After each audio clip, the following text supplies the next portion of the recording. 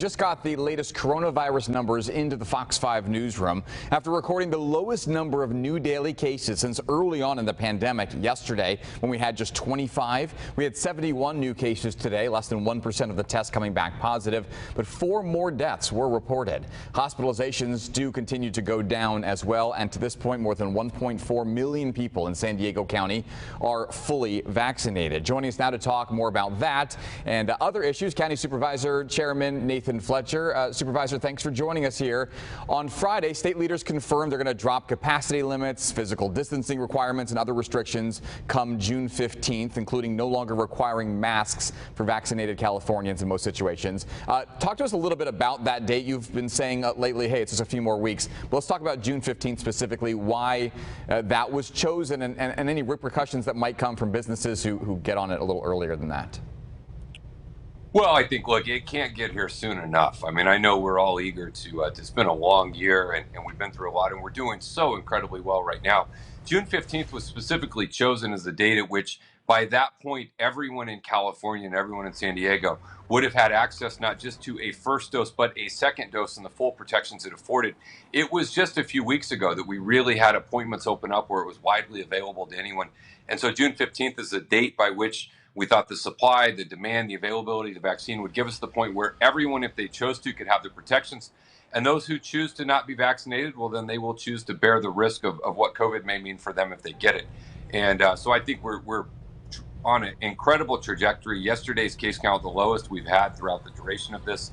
Our positivity going down, again, leading the state, almost 68% of eligible San Diegans getting that first dose. So we're heading in the right direction, and it's right around the corner. And I know I can't wait, and I know probably pretty much most everyone in San Diego feels the same. Yeah, you know, those numbers, as you said, and as we just saw a moment ago, obviously continue to trend right where we want them to trend. But several states out there have a little bit more vaccine hesitancy than we do here. They're offering lotteries and other incentives to encourage people to get vaccinated. California is expected to release some details on an incentive program later this week. Do you have any idea what that might entail? And with our numbers, more than 52% of San Diegans fully vaccinated who are eligible, do we really need incentives here?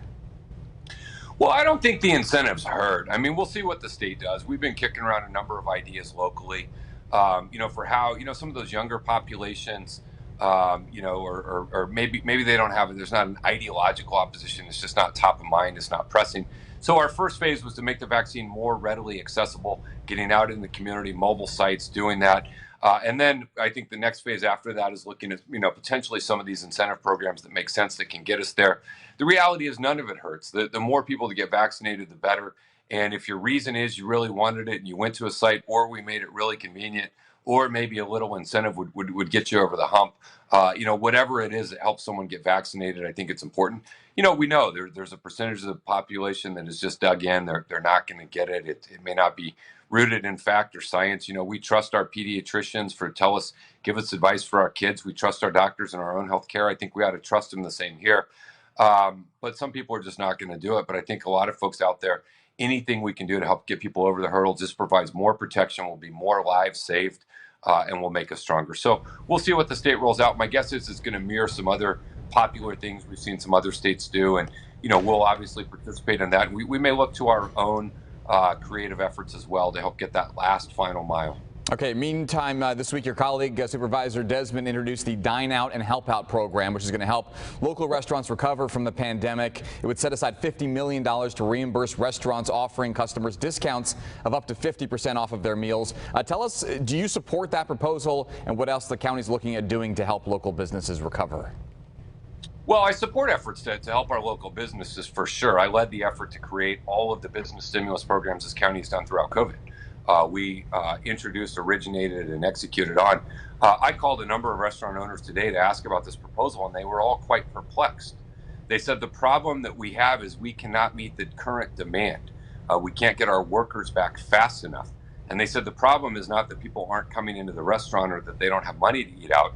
The problem is we're having a hard time getting our workers back. And so none of them saw how this would really have much of a benefit. And they said, we're selling all the things we can sell. And so who pays for it really isn't helping the restaurants that much. So we'll take a look at it. It's interesting. I think we have some funding priorities we have to decide. We have homeless challenges. We have people recovering from COVID. We've got a lot of competing demands, but I think we're certainly in tune and key with helping businesses recover. The question is, how do you best spend $50 million of taxpayer funds in the most efficient way that will actually help them?